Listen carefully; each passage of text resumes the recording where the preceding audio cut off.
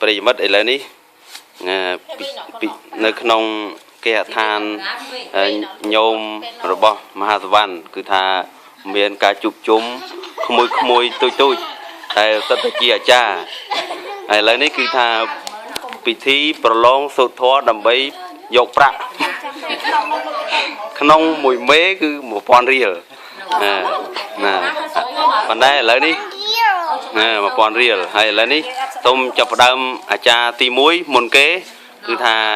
អាចារ្យទី1នេះឈ្មោះអីសូមជម្រាបឈ្មោះដល់ផងខ្ញុំកណា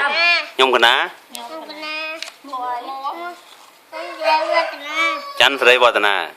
អាយុប្រហែលឆ្នាំអាយុ6ឆ្នាំអរគុណច្រើនអាចារ្យទី2ខ្ញុំកណាអត់ទេដៃខ្ញុំចានអង្គលអាយុ7ឆ្នាំអាយុ7ឆ្នាំអរគុណច្រើនអាចារ្យទី3ខ្ញុំកណាស្ពះផងខ្ញុំកណាថាស្ពះខ្ញុំកណាឈ្មោះអីខ្ញុំកណាឈ្មោះអីសុកតែខ្លាំងលោកគ្រូឈ្មោះពេលវីអរគុណអាយុប៉ុន្មានឆ្នាំ3ឆ្នាំហើយមួយទៀតអាចារ្យមួយទៀតខ្ញុំបណ្ណាឈ្មោះសុកភូរី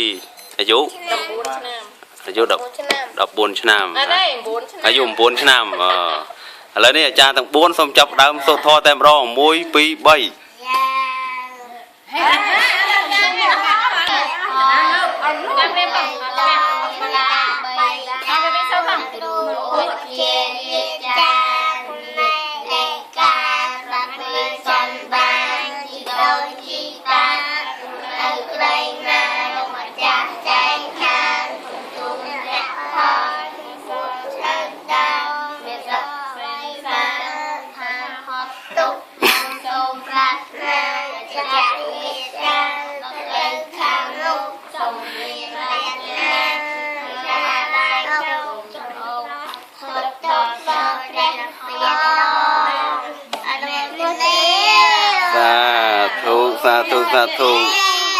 សាធុ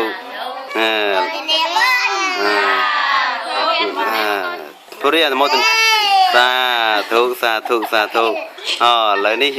អាចារ្យទាំង4នោះបានសូត្រចប់សពគ្រប់ហើយគឺត្រូវប្រគល់រង្វាន់ម្នាក់1000រៀល